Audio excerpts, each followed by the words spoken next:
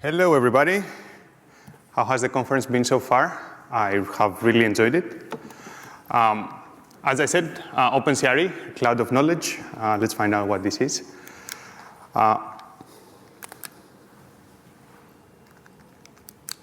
OK, it's working there, but not there. Few things first, get them out of the way. My name is Spyros Gasteratos. I am a security engineer. I've been participating in OWASP for 12, 13 years now. I'm an open source developer. I love open source. I've been doing it since before I was participating in OWASP. My current employer is Control Plane. I work with them. And you can find me at InfoSec Exchange. It's 0xFTE and the bird site, if we still call it that. So OpenCRE, super important, is an interactive linking platform for security standards and guidelines, and it's maintained by a gentleman called Rob van der Veer, a security veteran, and myself. OpenCRE is initials in security. I think we love our TLAs. It stands for Open Common Requirements Enumeration, and it's basically a gigantic index or a graph, if you will, or where we link together different sections and subsections from different standards. We currently support many standards, such as OWASP ASVS, NIST 63, 53, proactive controls, OWASP cheat sheets, the Web Security Testing Guide, the CWE enumeration, KPEC, and we keep adding more as we keep getting time to do this. It was made by myself, Rob van der Veer, Elisad, many friends in the industry like OpenSSF, the OWASP Top 10, and the Secure Knowledge Framework. But you might wonder, why would anyone in their sane mind embark on such a journey? Well, first, we're not exactly sane. Second, because of that. What you see in front of you is the European Cybersecurity Organization study on how many security standards there are. It's practically a list of existing security standards. Its length is about 200 pages, and it's just a list of names, not of content. This is not really great. It makes it very hard for us as standards consumers and for standard makers to find any relevant security information and also to keep information up to date. It also causes a lot of duplication of work and, and also it is redundant. And we don't need to be doing that. All these standards talk about pretty much the same things. So let me demonstrate a little bit why this is such a bad thing. Say that anyone here, as a standards maker or like an internal company wiki, security wiki maintainer, needs to write anything about security requirements. For example, secrets management. And you write anything you need your developers or your coworkers to do related to secrets management. And at the end, the way we currently do it is we add a bunch of references to a bunch of things that we believe have extra value or added value. For example, in this one, perhaps you think that the OWASP Top 10 on sensitive data exposure is relevant, 2 CWEs, proactive controls entry, and 3 other random standards. This, in theory, it's fine. What immediately happens is nobody understands why sensitive data exposure is there, so nobody will click it. CWE has deprecated in the week between your developers reading your documentation and you writing it, has deprecated 1 to 3, and 4, 5, 6 is maybe has changed location or changed meaning. And proactive controls, it is proactive controls C6, unless you know proactive controls by heart. No developer is going to know what this means. And maybe other standards have migrated to a new version. Maybe some resources are missing, or maybe standards disappeared because bus factor or the community disappeared. It happens. But then your consumers end up with irrelevant information or information that is hard to find and digest. So what do you do? And here's what I used to do. I would think that I'm very smart and go to the original resources, copy-paste everything that I found relevant, and add it to my documentation, which would create bloat, would create super long documentation that is very hard for me to maintain. And because I'm not a master of every part of cybersecurity, despite what I try to tell people, all my documents would be either outdated, incomplete, or because I'm not an expert, it would be inconsistent because I copied for 2 different resources that I didn't quite understand. So in CRE, we have managed to kind of solve that, and I'm going to show you this via an early demo. If I could have this on the screen, thank you very much. Here's a standard. This is a OWASP cheat sheet related to secrets management. Normally, this specific resource would suffer from a very, very long list of random links at the bottom. And not just one screen, but maybe 5. What they've done is they've added a link to OpenCRE, which has taken them, which takes the readers to this fantastic page that has a bunch of links to explore more information. But then the reader can choose and filter which information they wanna is relevant to them, and this information is presented in a way that makes sense for either technical audiences or high-level consumers. For example, if you are a developer, you might need to look at the OWASP from Secrets project, which shows you how not to do secrets. Furthermore, if you are a higher-level director or an auditor and you don't care about the nitty-gritty technical details, you might want to look at the higher-level standards like secure data storage, or if you care about cloud, you might want to look at the cloud controls metrics. And this is, let's go back. And this is not, CRE is not just to be consumed via the outside. CRE is also extremely searchable, and you can find a lot of information on several topics just by adding keywords. For example, I type session. Here's everything we know about session with CAPEX, NISTs, and even tooling rules. For example, ZAP, that's a recent experiment. And here's everything internal we have on session, which links you to ASVS, WSDG, cheat sheets, etc. And as always, NIST, because they are a very complete standard. But this is not all. Standards are not only meant for human consumption. And this is a big mistake we've been doing so far. We've been writing pages and pages and books on what we should be doing, without ever stopping to consider what are we currently doing, and is any of this relevant? So CRE currently supports export formats in multiple ways that are machine parsable.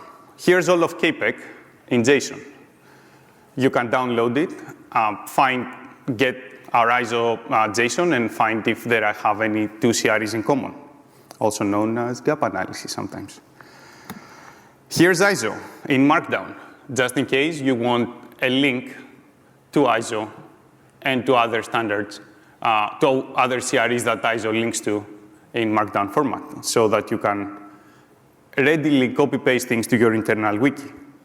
And because OSCAL these days is a cool new standard, a cool new way to map things, here's all of OWASP ASVS, one of the main standards from OWASP, in OSCAL format. which again, you can feed into your tooling and find more information about the controls or the tooling that satisfies a specific control. And this is it for demo, kind of 4 demos into one. If we can go back to the presentation. Does this work? Oh, cool. So you might wonder, how did we get here? Because this structure, CRE is a 3-4-year-old project, and this structure doesn't happen from day one, and it was a hard road. We started, as with everyone, with a spreadsheet. Spreadsheets make the world go round, and this country knows a lot about spreadsheets, if I remember the news correctly. So we started with OWASP, 2 projects from OWASP, ASVS and the testing guide, and KPEG. And we thought, why don't we find out how are they related to KPEG? So we started drawing lines and on a spreadsheet and putting things in pivot tables and doing like Excel mastery or magic, I guess. And that very quickly grew in a quadratic way, and it became unworkable. The second we started adding NIST, which is a chunky standard, it completely overwhelmed us. There was no way we could map anything more without, well, losing sleep. And I like sleeping. So what did we do? As I said, most human standards speak about the same concepts.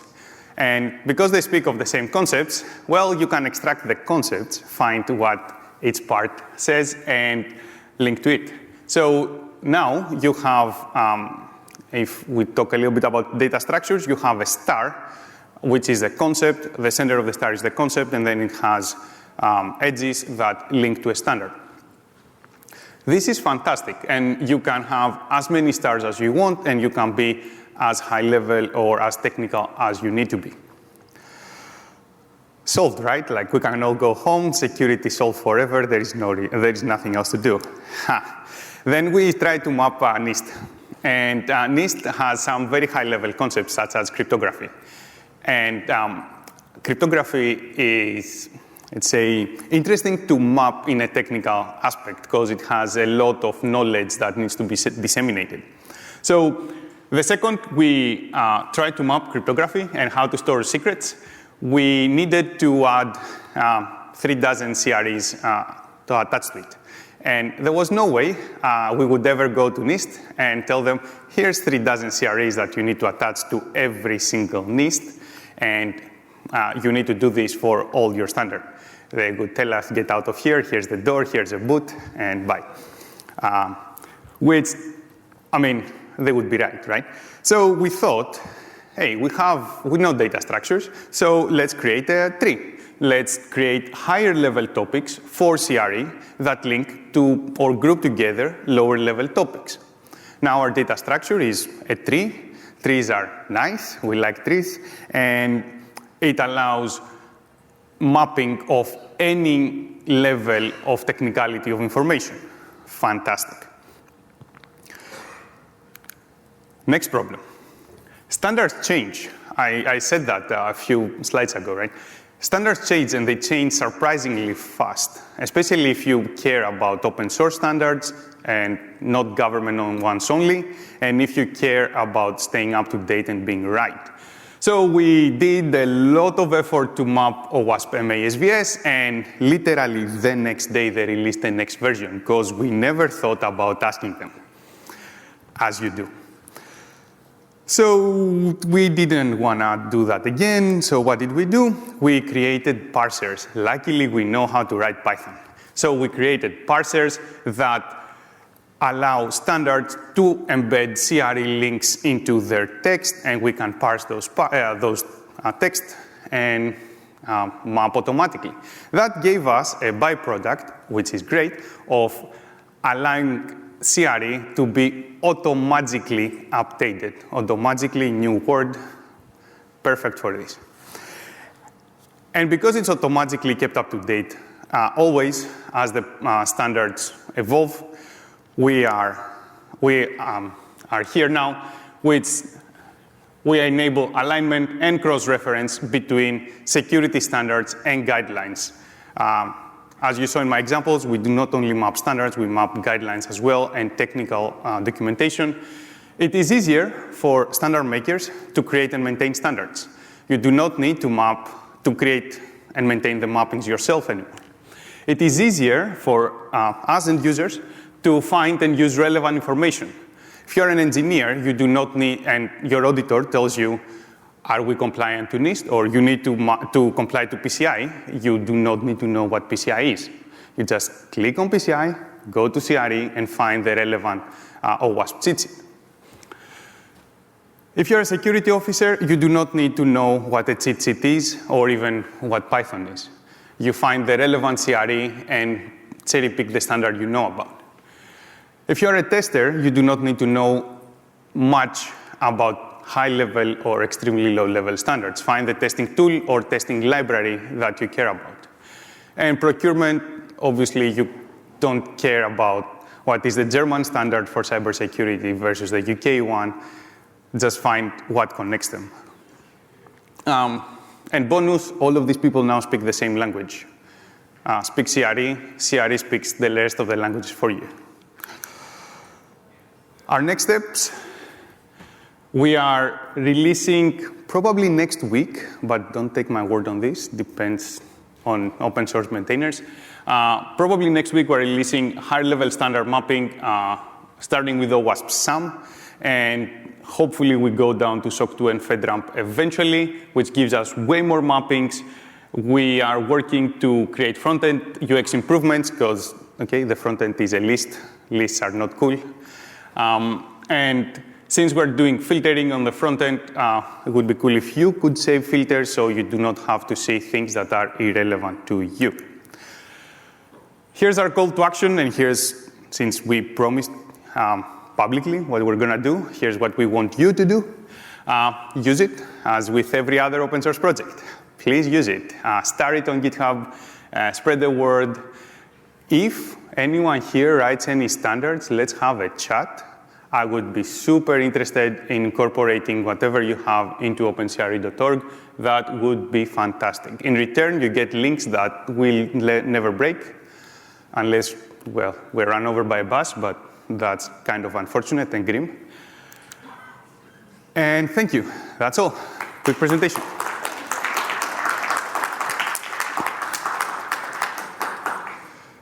Questions?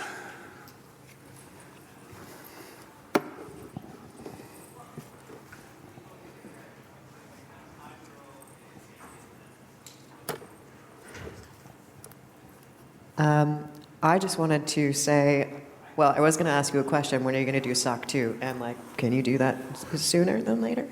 SOC 2 I need. But I just wanted to say a genuine thank you.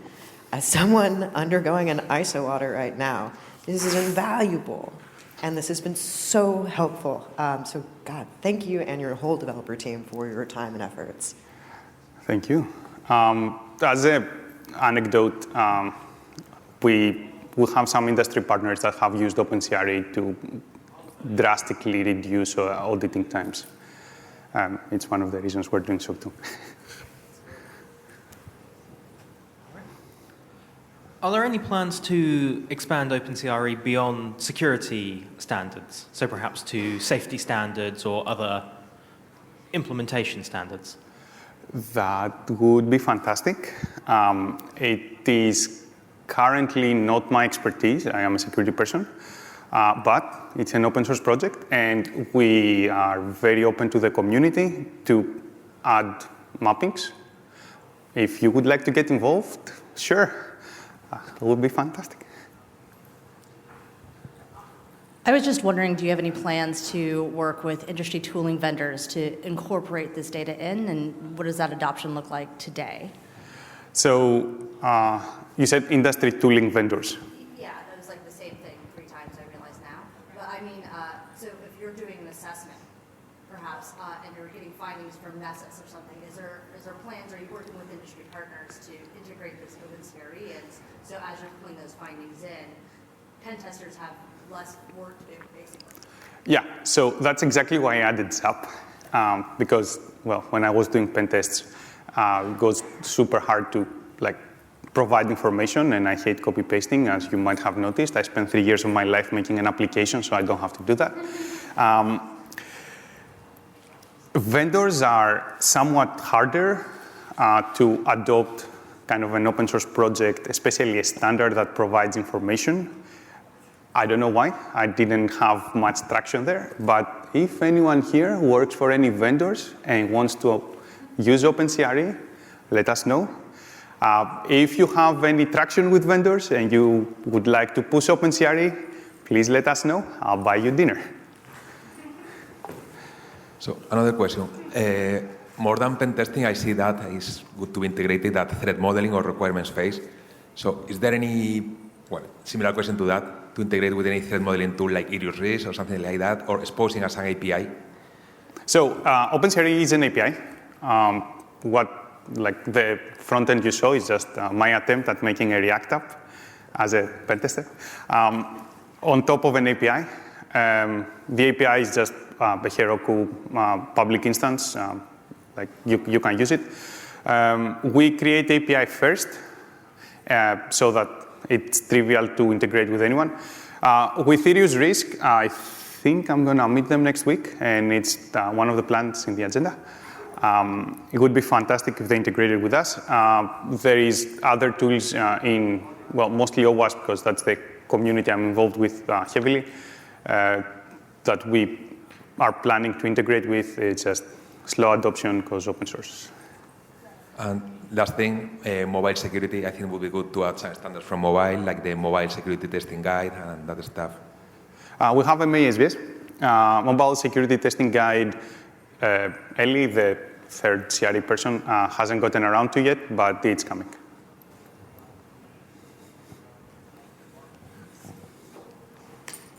Thank you so much. Anyone else has any questions?